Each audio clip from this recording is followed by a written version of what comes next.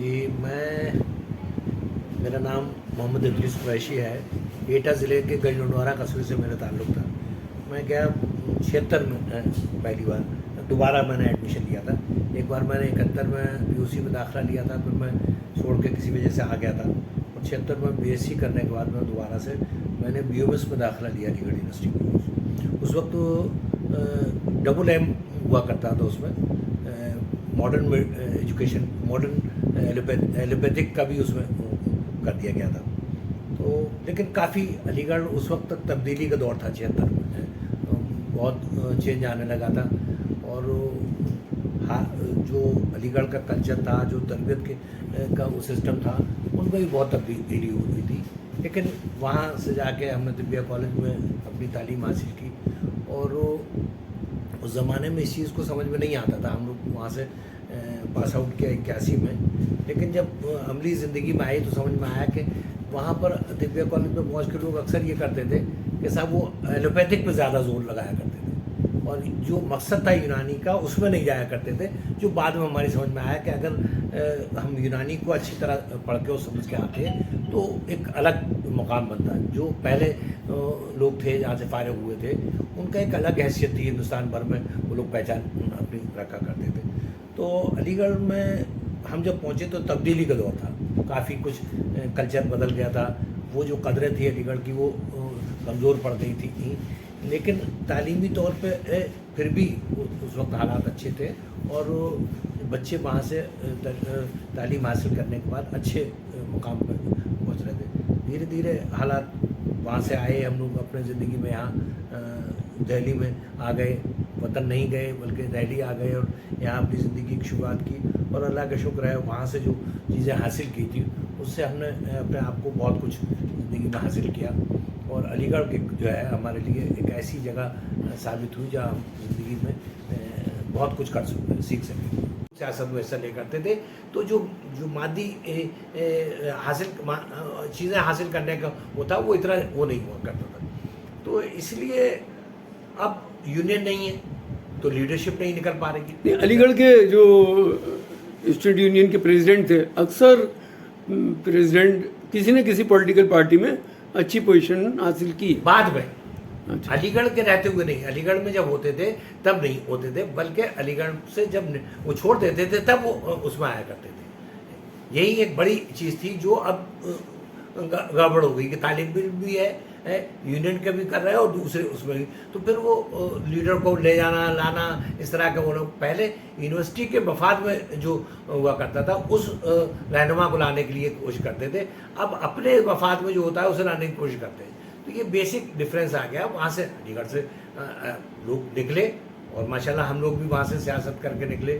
जनता party की सरकार आ गई थी उस ज़माने में। जनता पार्टी की सरकार में हम लोग यूथ को रिप्रेजेंट किया, काफ़ी नेशनल लेवल तक हम लोग को गए और लीडर्स के साथ रहे। लेकिन आजम खान निकले, आरिफ मोहम्मद खान निकले, और बहुत लंबी एक फहरिस्त है, लंबी फहरिस्त है जो निकले। और जो लोग अलीगढ़ में नहीं भी रहे, अलीगढ़ में यूनियन वगैरह में नहीं रहे, वो भी यहाँ से निकल के बहुत से लोग एमएलए एमपी मिनिस्टर हो गए। ऐसी बात नहीं है कि वो वहाँ रहे तो वही हुए, और भी रहे। मैं कभी अलीगढ़ की यूनियन में इलेक्शन नहीं लड़ा, लेकिन वहाँ से निकलने के बाद मैं नेशनल लेवल तक रहा।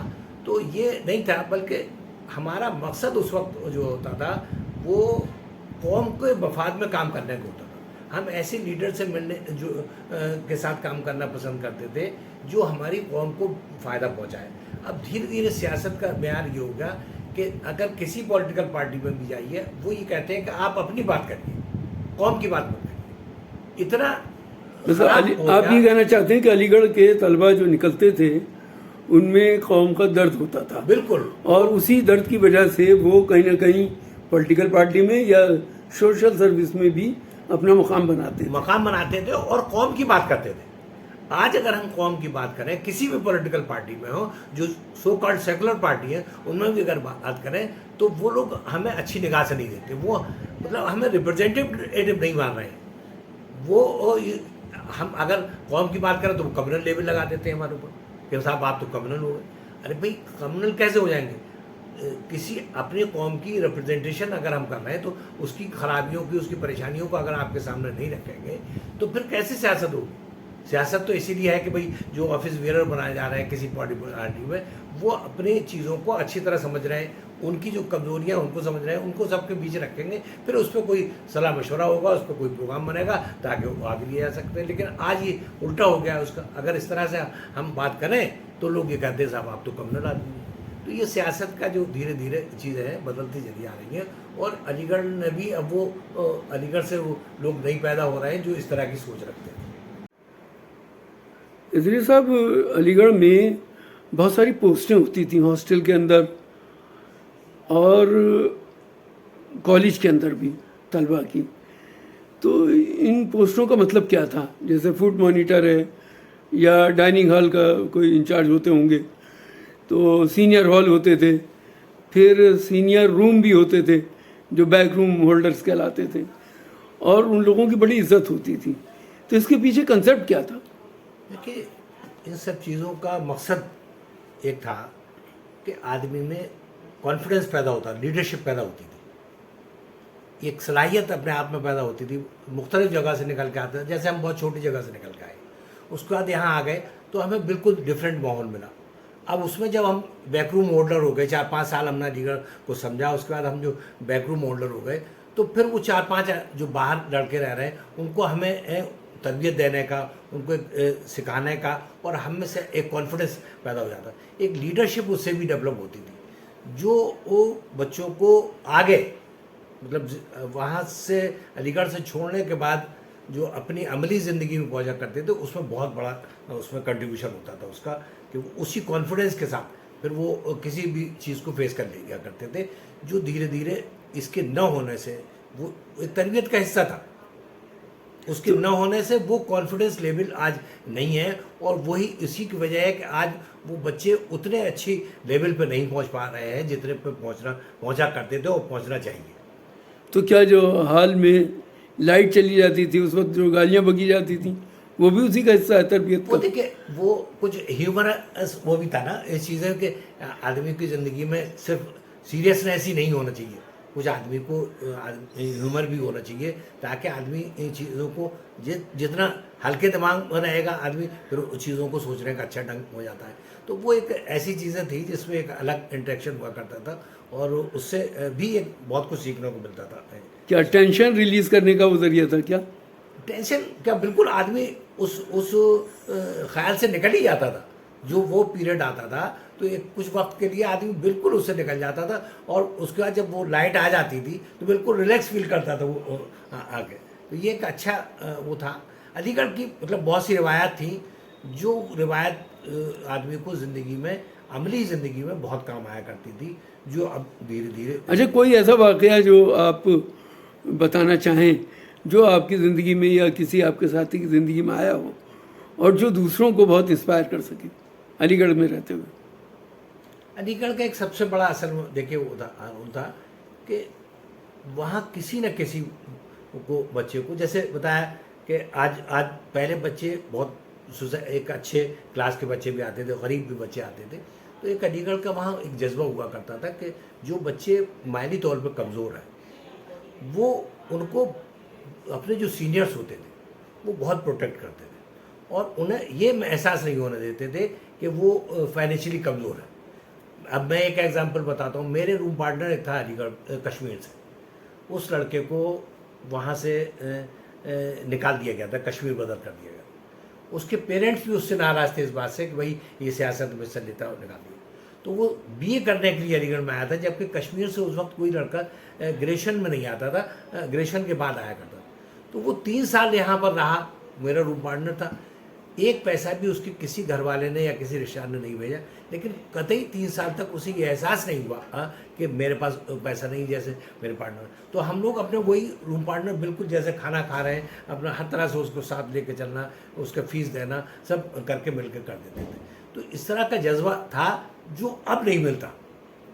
अब इस तरह का जज्बा नहीं मिलता। पहले मुझे याद है एक दफ़ा मैं कन्नौज चला गया, एक साहब बड़ा सीनियर थे, इंग्लिश में लेक्चरर थे, वो मेरे अजीज़ थे, उनके साथ वो कहने लगे चलिए चाय पिला दे।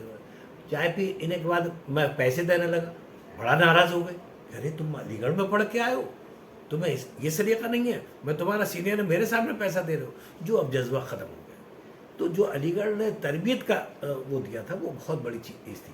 एक और चीज़ मैंने देखी अलीगढ़ में क़याम के दौरान कि घर से कोई सामान आता था तो पूरे अपने जो रूम होता था उसमें मिल बांट के खाते थे, मिल बांट के खाते और जो नहीं देता था उसका सामान खाता था तो फिर उसको परेशानी उठाना पड़ती थी। फिर बच्चे जो है, तो इसके पीछे क्या था? ये ह्यूमर का हिस्सा था? ये ह्यूमर का हिस्सा था, एक तरह से ह्यूमर का हिस्सा था, और एक सबक सिखाना था उसे कि चीज़ों को मिल बांट के करिए। मतलब कोई चीज़ है तो अपने आप पे इस्तेमाल मत करिए, बल्कि जो भी है थोड़ा है उसको भी सब में मिल बांट के करिए। चाय का मसला था वहाँ पर अलीगढ़ में। चाय अक्सर ये होता था कि दो दोस्त आ गए, अब चाय आपके पास कुछ है ही नहीं, अब आपने पानी चढ़ा दिया। अब एक लड़के को भेज रहे हैं, कहते जाके भाई चीनी ले आओ, एक को भेज रहे हैं दूध ले आओ, समझा, है कुछ नहीं आपका, लेकिन ये बिल्कुल कॉन्फिडेंस है कि हमारी चाय बन जाएगी, और हम दूसरे दोस्तों से मंगा के चाय पी लिया करते थे। तो ये जो अपनापन के जज्बा था वो धीरे धीरे कम हुआ है। जो सर सैयद ने एक ऐसा माहौल पैदा किया था कि भाई वो कहीं का लड़का हो, चाहे फ़लस्तीन से आया हो, चाहे अरब से आया हो, चाहे म्यांमार से आया हो, चाहे कश्मीर से या केरल से आया हो, वो सब एक दूसरे को पे भरोसा रखते थे, कॉन्फिडेंस रखते थे, और एक दूसरे से मिल के अपनी ज़िंदगी को चलाते थे। और बाहर निकलने के बाद भी वो जज्बा उनमें बाकी रहता था। एक अलीगढ़ का कोई कहीं बैठा हुआ दिख जाता था तो लड़का बिल्कुल पूरी मुस्तैदी के साथ और पूरा कॉन्फिडेंस के साथ उसके साथ जाके अपनी बात कह देता था और अपना काम करा के चला आया करता। मतलब वो अपनी फैमिली समझते थे। फैमिली समझते, जो अब धीरे धीरे कम होता जा रहा है। वो बाउंडिंग जो है अब कम हुई है। बहुत शुक्रिया।